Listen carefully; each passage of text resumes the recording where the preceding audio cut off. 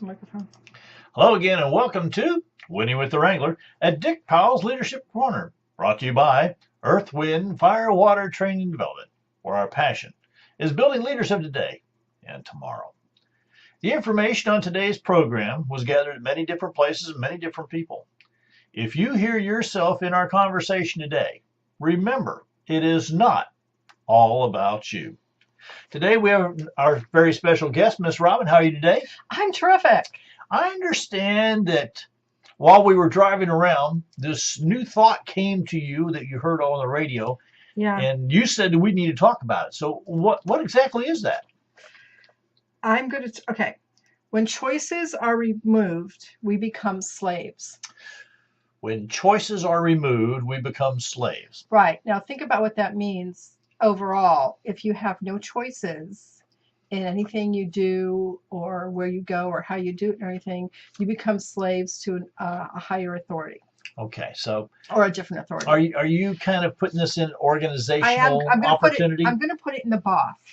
And we're also going to talk about how when you remove choices from organizations, like choices and activities for people to do, that you're going to reach less people. Which means your organization is going to be on the downward spiral. There's one more thing I want to read to you. It's funny how 3 things on 3 different days in a short period of time kind of coalesced. They definitely came together. Yeah, it was real weird. Okay, something's working here. I think this is the theory of entropy, but I really didn't take the time to look that up. But what it says is there is only growth or decay. There's nothing in between. Well, and think about it. That's true. Think about a tree growing. A tree, a plant. It grows or it dies. It grows or it dies. And that's the way organizations are. You know, your BOF, your business, your organization, your friends, and your family. If they're not growing, they're dying. Okay. So if you're not adding to your numbers, you're dying. And if you don't pay attention to that, you're buried. Okay. All organizations will have some people come and go. But if you don't all constantly add something, someone, some activity, something happening. In other words, if there's not action. Right. Okay. There's going to be death. Okay. And that goes back to all those other theories we talk about. I can understand that. Okay. I think, though, I want to reach into this other situation that when you take away choices. Right. You take away choices.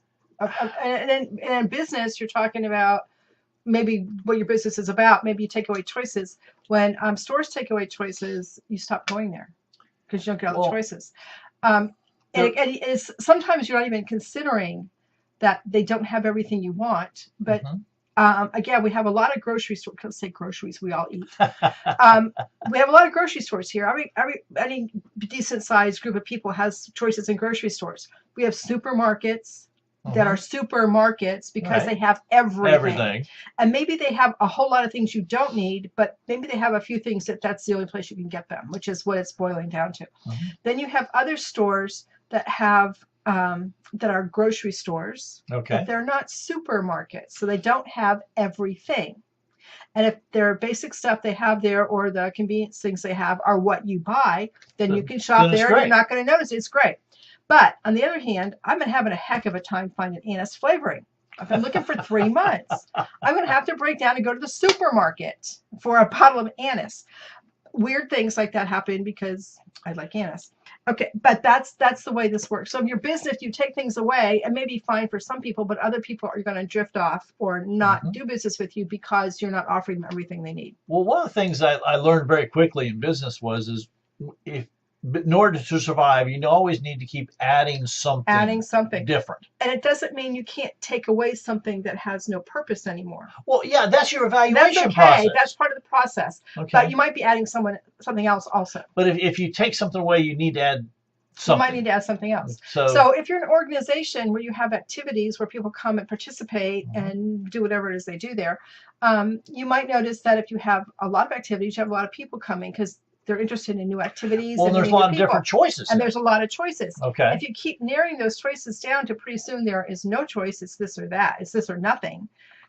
People are going to do nothing because you're not giving them any choice. I think that there's another situation here. I know the situation we're in. The leadership made a choice to remove, not not allow something else to happen. Right, because it was in competition for they the same said- time frame with something they and wanted to happen. When you're offering more things in an organization, it's not about competition. It's about No, it's serving the people. It's about getting people excited about coming for different things and everything else. Well, it's a servanthood that Okay. gets really taken away. Okay. Are we serving our organization? Are we serving the people within the organization? Are Or we serving ourselves. right? Or Our own ego. Or are we so afraid to competition? Well, that's just silly. It is silly. It is silly, but that's what is tearing up organizations. Right. We're seeing that this narrow look at things, and the leadership there. Well, they're not really leaders because they wouldn't be doing this if they were. Right. They wouldn't have this problem. The scary part is, though, is what Rob and I have seen is this is happening in more than one organization that we're looking at right now. Right. And so that's why we really brought this up to you today. And when we heard this on the radio, this thing about when you remove choices, it becomes Right. slavery. When you think about that, when you remove Wow. choices from an organization and you pare it down to just one or none, Mm-hmm. that isn't a choice. Right. There's no choice. And so when the leadership says, well, we can't have two things on the same day, You say, why not? is- In the first place, is everybody going to go to that one thing, you think? no. Well, of course not. Not everybody has the same desires. If it's two entirely different types of activities that are going on, you're going to choose this or that. Well, sure. Or you're going to choose not to do it Or either you're one, gonna- or no. nothing. Okay, but again, and forcing people to make decisions isn't necessarily a bad thing. But force them to make an all or nothing But decision. the all or nothing, you've taken their decision away from them. That's no decision. It's no decision. That's So- my way or the highway. We have to understand everybody has their own set of things they enjoy doing. Well, we're all driven by different things. Right. Okay. And so Right. we all have different And if this is things we enjoy doing. I guess that's what I said.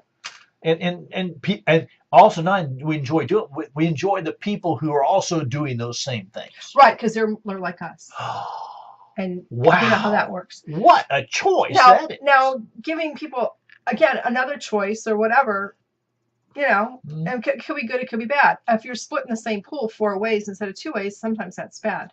But the idea is to get more people involved in I the don't pool. think it's ever bad to have more than one choice. Quite Because frankly, that's actually the definition of choice. I want you to think about it. What do you want for dinner tonight? Oh, we've talked about those. Oh, you have 2 or 3 choices. Mhm. It's a lot better than we're just going to have spaghetti. Yeah, 5 nights a week. I mean, think about it. So yeah, I mean, or pizza again. or think about the choices you have in your workplace. And maybe you don't. You know, choices there. You Some do what someone things, tells some you. things are just you have to do it in But- certain ways to make the corporation or the company work. Right, but even at that point, you have the choice whether to do the prescribed procedure Mhm. for whatever it is you're doing or not.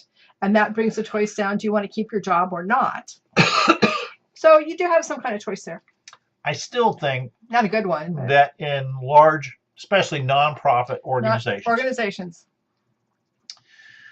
that at one time had many choices and the people were Mhm. pretty happy having many choices, but Mhm. they've maybe aged and staged to a point where there's maybe not as many people who will take the ball and run with it, so to Yeah, speak. the leadership. But doesn't that refer back to, did we not build leaders to take and keep them going? To a Or point. did we take and hold it so tight that our ego said, it's mine and I'm not I'm going to in let charge. anybody else play here? The way we do it. We have a friend who talks about Mary and her spaghetti. And when you think about it, Mary made the spaghetti for this organization, and they had a spaghetti dinner once a month or whatever. Mary made the spaghetti, and Mary knew how to make the spaghetti. She knew how much spaghetti to make. She had the recipe. She knew how to get it served. Everything was down pat. Mary got sick, Yeah. and what happened to the spaghetti? To the spaghetti. What happened to the spaghetti dinner? Nobody knew how to do anything, and so it failed. That's a complete lack of good leadership. Mhm. It's a lack of good planning, and you always have to have a plan B. Let me give you a little different example here. Oh, you don't like Mary? Oh, I like Mary. Oh, Mary died. It doesn't matter. But what's fun is I was just working with a client Okay. and I asked them the same question. Well, if you're the only person that knows about your business, about your company, Right. and you get in a car accident and you can't go to work tomorrow, do all your employees go home without a check for the week? Absolutely. It's the same thing. It's the same thing. You see, every time as plan. leaders, we don't share, we don't delegate, we don't incorporate other people's wishes or likes. Right. What we've done is we've held it so tightly that if something does happen to us, it dies. This is the major reason why quite frankly, some churches die when the pastor either passes away or moves on. Right. They haven't gone through this piece where we're ongoing, continuously building new leaders. Right. And bringing in what? New ideas. New ideas. Which bring in new people. And this is what Rob and I are experiencing, not just at churches, by the way. We're seeing this in other every nonprofits. Organization we are involved in. And we're seeing it on a more rapid growth, though, right now. And, of course, where we live, there are a lot of retired people. Yeah. Okay, so that rapid growth happens to do with ages and stages. Now, or lack of growth. Yeah, lack of growth. Because, well, they're all old. You get to a point where I'm just not going to, I don't want to do that anymore. And that's But I was talking to an old man today before I met with my client. Cool. At the coffee shop. He was quite a bit older than I am, and I'm old. Well, the fun part about it is him and his wife were there, and they've been married almost 60 years. And they were just smiling, having a good time. It was nasty, rainy outside. And I asked him, I said, what's the secret? He said, the secret's just enjoying yourself, but passing on knowledge to those around you. Oh, sharing what you know. He says, what do you do? And I said, wait to see a client talk about business. He says, well, I'll listen in because I had a business for a lot of years. What a wonderful way to have him help me and help this client that I was working with. Everybody, I can say this. Everybody I meet, for the most part, knows something about something that I need to know. Well, sure. And if they don't share it, they come back later and tell you what you would have, should have done. It pisses me off. They could have given me that information before the event, and it would have been maybe a more successful event, or I would have had an easier time, or whatever. I'm like, why do you keep that information in? I'm not the person. I hope I'm not the kind of person that has to learn everything and experience everything herself. That she can never learn from anyone else. Right. Let me learn from your mistakes, and I'm happy to do that. So share. But that's the difference between leaders that want to be a servant leadership versus leaders who have a huge ego. Right. And that's the difference. And at that point, if you thought you had a big ego and you find that stuff out that you would have known, your ego is in the toilet. And that's a hard place sometimes to crawl out of. Well, I feel like you've been abused when that happens. I think that's what got me so excited about this older this fellow old guy, today. I got real excited because I thought to myself, I even got his name. His name's Fred, by the way. Oh, that's funny. And I just really enjoyed sitting next to him and his wife today. Oh, okay. It was really a lot of fun. Listen, if you're in an organization and you're anywhere within the leadership boundaries, and you see some decisions being made to hold the reins so tightly that you remove choices from the people that you're serving. Because quite frankly, even if you own your own company, you're serving people. Or you're out of business. Okay. You can't just think, well, I'm the owner and I own the company and I make all the decisions.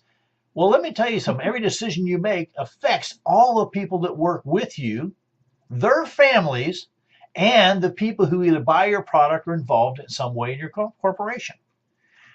Even in churches, there's a product that's sold. Right. Okay. And everlasting life. And the thing is I don't believe we're doing a very good job at learning what leadership means, both in our nonprofits, our for-profits, and sometimes I see it even in homes, by the way. Yeah, which is where this all starts. Just what you learned at home. I'm wondering about. You said something about the leaders paying attention to stuff. What happens when we've experienced this? The leader is not the head person, but the 360-degree person that might be 359 degrees off. And that has happened. That does happen. That how do you encourage the leaders or the leadership team or whatever's involved to listen to what you're saying And if they're not going to listen to you, can you have someone else be the medium Well, I think person that goes and says, I generally tell people, don't use my name. And I mean it. Don't use my name. You won't get anywhere. But you might want to go talk to so-and-so about such and such and say, someone suggested we might try blah, blah, blah. You're not saying, you're not putting in their face or rubbing their nose in that you're smarter or more experienced or whatever. You're just saying, why don't you try this? And we'll see how it goes. Couple different thought processes. And that's a whole different process. And you can do that. One is leading from the middle. Leading from the middle. And what we found over and over is, here's the point. The point is, without ongoing continuous learning as a leader, what it means to be a leader, your organization dies. Right. And one of our biggest jobs is to train more leaders. Okay. Right. Our biggest job is to really work ourselves out of a job. Exactly. Okay. And that's why this keeps coming up. The thing of holding it so tightly, I'm never going to let go. I'm never going to delegate. I'm not going to add anything else. It's going to be my way or the highway. Right. It drives me nuts. And the other part of that is, if you don't start delegating and training more leaders, you're going to be doing that job forever, and it gets old. I mean, you do not want to be that person that's the only one that can do everything. It gets really old. And only again, one can make the spaghetti. Like Mary, if you get sick or sprain your ankle or break a wrist and you can't make the spaghetti, everything falls apart. That's ridiculous. You need to delegate whatever you're doing. You need to listen to people. And if you have people in your life that have really good directions or suggestions when you help, for heaven's sakes, rely on them. You don't have to be the big leader. You can rely on people and everything else.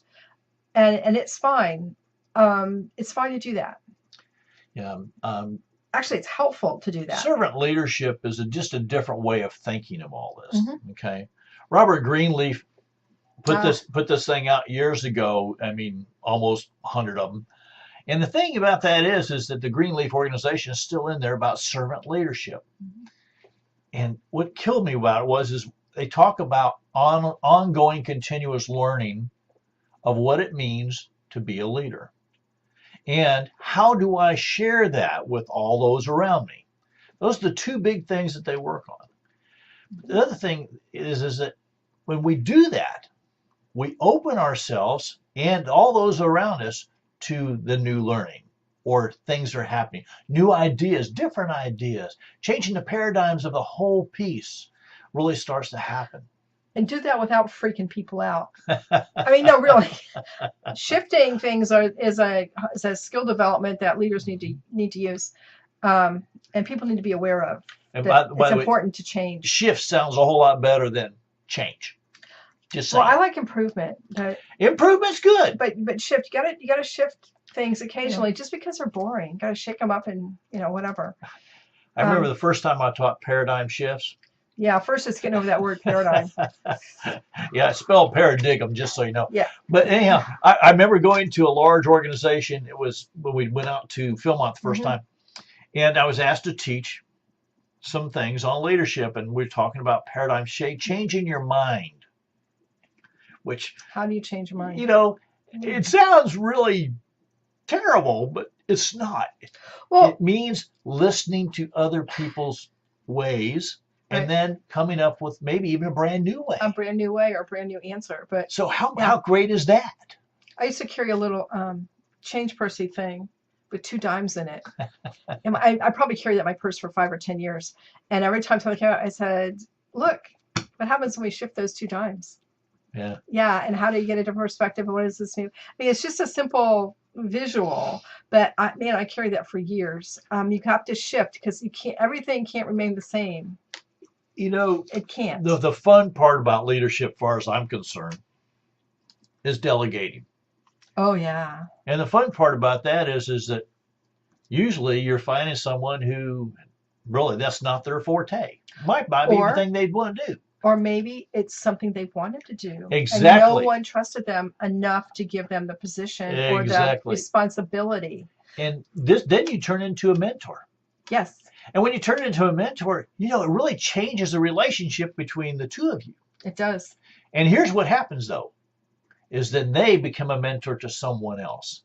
Right. That's the piece that I'd really like to look into. When I heard this thing about, when you remove all the choices, you become a slave.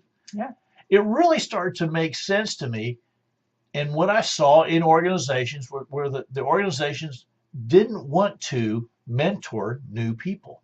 Well, they were either afraid, they were too busy, they didn't want to take the time, or they just didn't care. Well, it is an investment in time. It takes won't time. lie to you there. And it is an investment in the person that you're making. I used to have when I was trying to get somebody to help me do a project or whatever, and he'd be on the phone.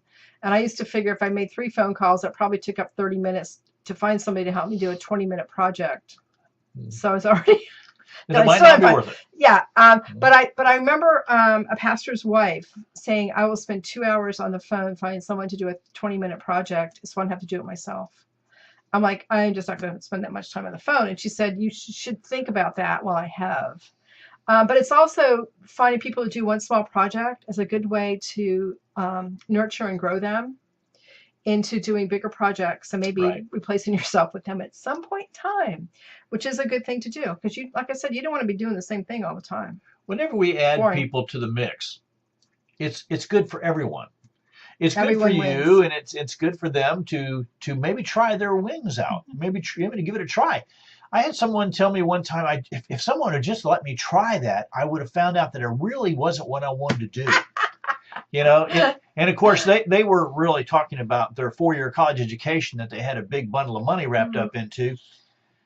And I felt bad for this young person that they were starting on a whole new career, and the 4-year college education wasn't all what they wanted. That could be a whole different show. But what I tried to, I'll get off that point, but what I tried to show them was the things they had actually learned during that other piece was going to help them grow towards the other piece. And even if they learned they didn't want to do that, it's growing them to do something else. It was a growing experience. But that's the part of sharing with these things with people. And even if they just learn they need to think things through a little better, or think through differently, or ask more questions. But if you let somebody give something a try, maybe they really like it, or maybe they really hate it. I mean, we had a daughter who wanted to be a veterinarian. All girls, all 11-year-old girls want to be veterinarians. And about probably 11th grade, she had biology 2. Halfway through the year, she came home and she said, "There's a bag in the freezer. Do not open it." And I said, "What did you put in my freezer?" She said, "Well, it's a dead cat." That was her project. Was dissecting this dead cat. Was actually a whole semester in high school in Bio 2. And about day 3, she says, "Well, I'm going to be an accountant." I remember that. I'm not going to be a veterinarian. I don't like this stuff. Ick. It's icky and bloody and messy. Forget it. I don't like dirty hands. And I knew she didn't like dirty hands, but yeah. So again, try things out. If you're, and one of my organizations right now is talking at this morning's meeting about recruiting people to be the next batch of leadership coming in, and we have a 2-year term. So you're only committing for 2 years. It's not bad. You can do anything for 2 years. But anyway, coming in and what's required, and we're going, what are the job descriptions, and what is this, and what is this, and who are we really looking for? But it's a process, and you need to find the right person for the job. I'm all over that. Don't find somebody for a job that can't do the job, or is incapable, or won't, or too busy, or whatever the deal is. That's important. It is. It's important to have the right people in the right jobs. So what we want to do right now is find the people to fill the jobs within the next couple of months, so we can give them a little project maybe to do in between, and we can find out what job they really need. Yeah, or if they like it or want to do something different. Or maybe we don't want them. Yeah, well, maybe. But here's what I wrote down, and it was funny because when this all started coming out, I kind of had this written on a card, and we all started went, maybe this is something we really need to talk about. So let me read it to you and see what you think.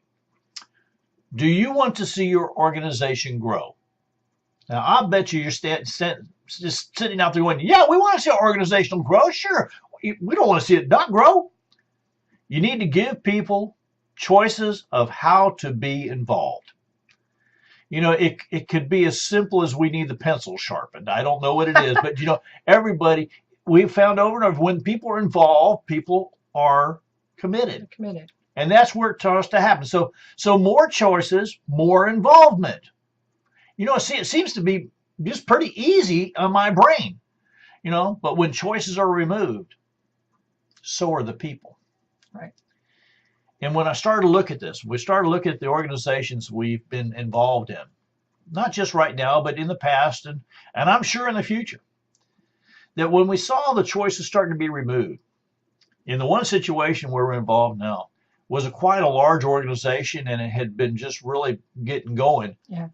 But as new leaders came in, they started chopping at different things, and they started chopping at different things, and they started chopping different things. And all of a sudden, we're down to one choice. Another choice was put on the calendar and really voted on, and all that other happy stuff. But the leader said, nope, we can't have two things on one day. And here you go. Now, instead of more people going to two things, we have less people going to one thing. Well, we're going to sidewind that a little bit. Well, we will, but I mean, plan. That's not the point. But the other part of this is these activities are two entirely different types of activities. One's active and going somewhere for a program. The other is basically sedentary and at church. Well, people that are going to do that active thing are not going to be happy sitting in church. I mean, really. And people that are really happy sitting in church, and that's the important thing to do for this event, this holiday.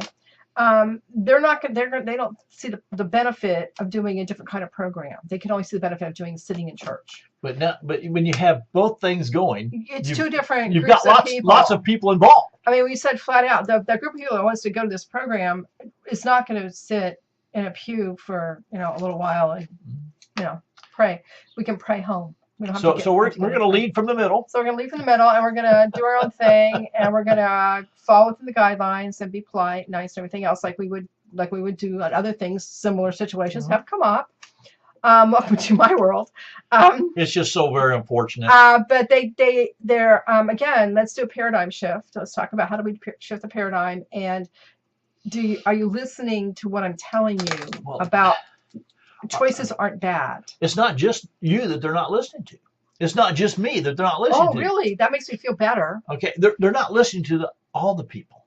To the majority. Okay. They're not given the choice. So let's go back to because we're coming slow here. We're coming up just a couple minutes. I wanted to remind you that when you want to grow an organization, you need to offer more things to do and a variety of things to do. Not the same thing, duplicate over and over, but a variety of things to do, and give people more choices. Not say, gee, we're down to, our numbers are slacking, we're going to drop all that other stuff. Don't do that. And the other thing you need to do is get people's personal thoughts and evaluations about what you are doing. And you can do that at every event by making up a little quarter sheet of paper and saying, what did you like, what you didn't like, what if, and collecting them and actually paying attention. Well, without that evaluation, you got nothing to go forward. That's the ticket. If we're not evaluating, if you're not evaluating, and we don't have metrics to go with that evaluation, right? What do you know? You know nothing. See, that's the whole point. I go over that all the time. Not even Robin knows it all, even though she thinks she does. She really does. Just by the way, just so you know. I know a lot, but I don't know it all. Well, and you all know a lot. Everyone knows something that we don't know. Right. And what Rob and I are really telling you, what we've learned over and over, is the reason we ask questions, the reason we stay involved, is because we don't know everything. Right. And that's, for me, I love the ongoing continuous learning piece. I realize some people don't like that. But for me, that'll be that know-it-all person. Personal improvement is what goes for me. Right. That's just my deal. And I guess that's why I still do what I do. The way you do it. Yeah. Although you do occasionally make changes and alterations. I will say that. I do. I do. We do make changes. That's all important. Right. I see we're coming down to the end here, Miss Rob. You got anything else you want to follow up? Good luck. Let us know what you decide. Yeah, I would really encourage you. Please let us know. Give us a phone call. Send us an email. Do something to let us know that we're doing something good. All right. On behalf of myself, Dick Powell, and Robin Powell, and the whole Leadership Corner team here, we want to say thank you for being a part of today's program. Our hope is that you've received a nugget of wisdom and guidance that will help you build your leadership ability. Now, if you have any questions or comments on today's program, don't hesitate go ahead and give us a call, 727-422-1833. Send me an email, dick@ewfw.org. Go to our website, spend some time, look around. And you know what? You can send us a note from there, www.ewfw.org. Here's a question we want to really put to you today. How are you, or what did you grab from today's program that you're going to put into your life, into your world right now? Please let us know. Send us an email. Let us know how you're putting the information that we're passing on into your world. Until next time, DW the Wrangler saying, ride hard, ride fast.